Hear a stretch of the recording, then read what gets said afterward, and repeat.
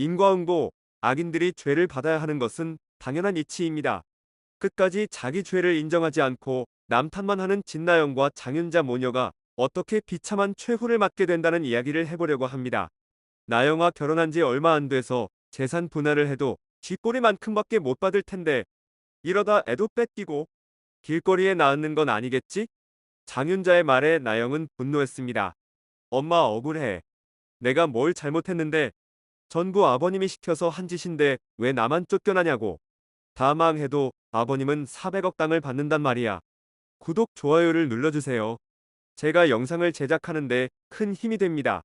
한진태는 목숨처럼 아끼는 아들 현성이 수술실로 들어가는 걸 바라만 보고 있었습니다.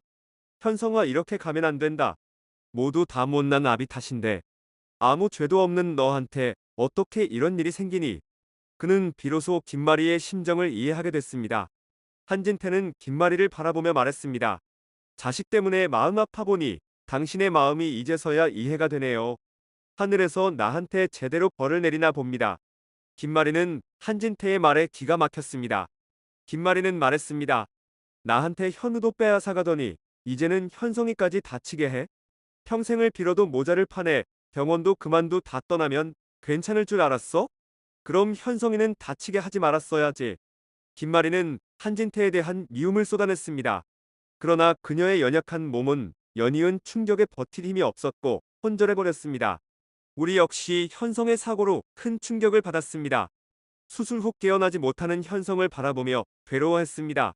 현성이가 이렇게라도 죄책감에서 벗어나고 싶었나 봐. 혼자 그렇게 힘들어하고 있는 줄도 모르고 형이 되어서 그 마음을 알아주지 못해서 정말 미안해. 옆에서 이를 지켜보는 수지는 괴롭기만 했습니다. 자신이 한 일이 가족 모두에게 독이 된 것은 아닐까 걱정스러웠습니다. 나영이 한 말들이 떠올랐지만 고개를 저었습니다. 정말로 내가 이걸 덮고 갔어야 한다고? 아냐, 그럼 우리 씨랑 평생 남편에게 속아 산 어머니 인생은 뭐가 돼? 현성 씨는 깨어날 거야. 한편 장윤자는 누워만 있는 나영의 모습을 보며 마음이 찢어질 듯 아팠습니다. 내 딸을 이렇게 망하게 둘 순 없어. 엄마인 내가 나서서 수습해야지. 나영이는 다 끝났다고 하지만 지금이라도 무슨 방법이 있지 않을까? 뱃속에 아이도 있는데 한서방도 화가 좀 풀리면 그렇게 모질게 굴진 않을 거야. 내가 직접 찾아가서 싹싹 빌면 화가 풀리지 않겠어? 결국 시한폭탄 같은 장윤자는 현성을 만나기 위해 나섭니다. 장윤자가 현성의 장모인 걸 아는 직원들은 그녀에게 현성의 사고 소식을 전합니다. 한서방이 사고를 당해 깨어나지도 못하고 있다니 이게 무슨 날벼락 같은 소리야. 장윤자는 바로 나영에게 전화를 걸었습니다. 나영아 큰일 났다. 한서방이 지금 다 죽어간대. 너희 시어머니도 쓰러지셨다더라.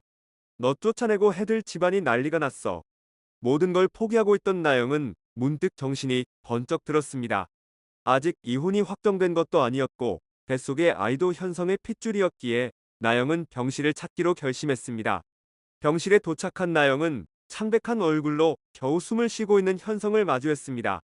수지는 수술은 잘 되었지만 언제 깨어날지 모른다며 현성의 상태를 전했습니다. 나영은 수지의 눈치를 살폈습니다. 현성이 이혼을 준비 중이고 아이까지 뺏으려 했다는 사실은 모르는 듯했습니다. 그걸 확인한 나영의 얼굴에는 서서히 미소가 번지기 시작했습니다.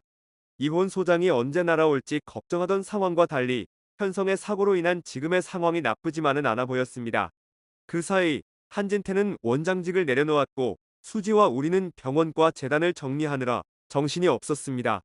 나영은 명동 땅 토지 증여 계약서를 떠올렸습니다. 비자금으로 마련된 땅이라 뒤탈이 날 염려도 없었기에 지금처럼 모두가 정신없는 틈을 타 몰래 팔아치울 계획을 세웠습니다. 하지만 장윤자는 나영의 계획이 불안하기만 했습니다. 사억도 아니고 400억이라는 큰돈을 손대는 일이라 뒤탈이 나지 않을까 걱정이 컸습니다. 하지만 나영은 자신했습니다. 엄마 한동안 이 땅을 찾을 사람은 없을 거야. 서둘러야 해. 어머니랑 현성 씨가 깨어나기 전에 모든 걸 끝내야 해. 그리고 엄마랑 나는 동남아에 가서 여유롭게 살자. 그러나 나영의 어설픈 계획은 생각보다 일찍 깨어난 현성과 마리에게 들통나고 말았습니다. 결국 모녀는 나란히 감옥에 가게 되었습니다.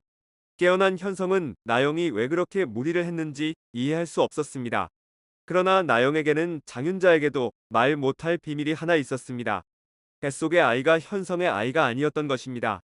사기 결혼이 밝혀질 경우 현성이 가만두지 않으리라는 걸 알았기에 나영은 무리해서라도 땅을 손에 넣으려 했던 것입니다.